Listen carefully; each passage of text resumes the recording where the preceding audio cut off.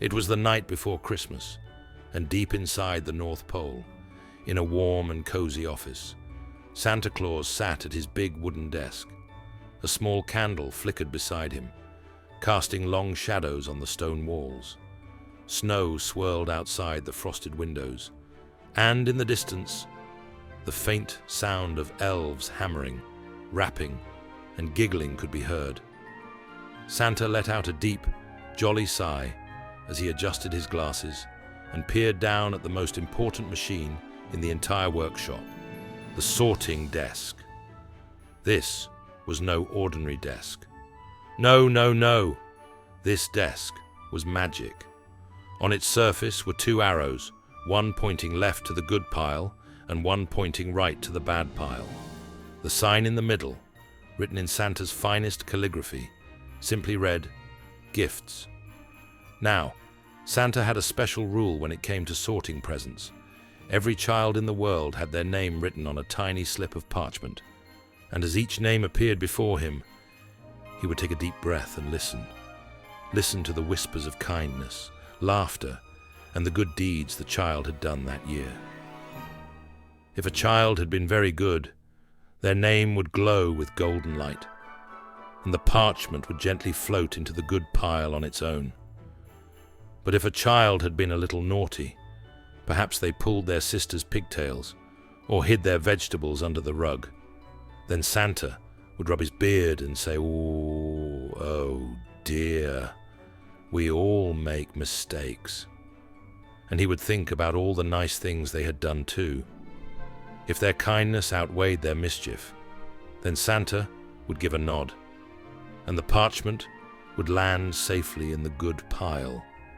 But then there were the tricky ones, the ones who had been very, very naughty.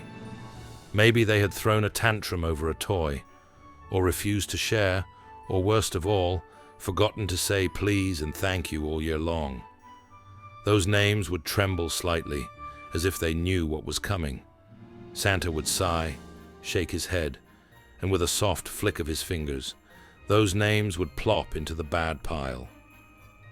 Now, here was the secret that only Santa and his elves knew.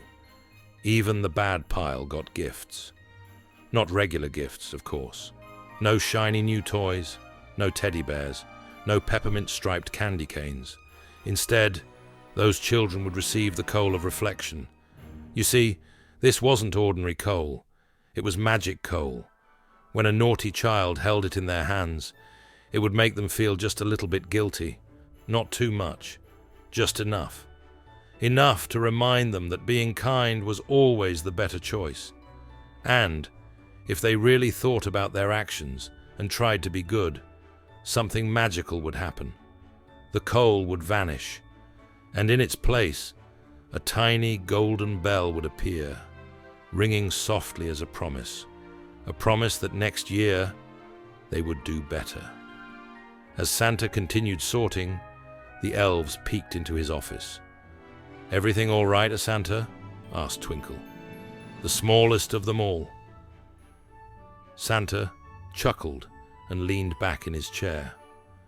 "Everything is just as it should be," he said with a wink. And with that, the last name was placed in its pile, and the sleigh bells rang outside. It was time for Santa to go. He stood up, stretched his arms, and with a deep, booming ho, ho, ho, he grabbed his sack and stepped out into the snowy night. With one final look back at his sorting desk, he smiled. Because Christmas wasn't just about gifts. It was about learning, about growing, and most of all, about the magic of second chances. And with that, he was off into the starry sky, ready to deliver joy to every child, good and naughty alike.